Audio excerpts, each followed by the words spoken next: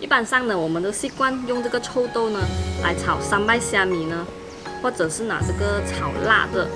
然后今天呢做法比较特别，我是拿来炒这个猪肉碎，放蚝油、酱油，还有一点点的酸柑或者柠檬汁淋下去，带一点酸酸甜甜又辣辣，很好吃，也很特别，大家可以试试看。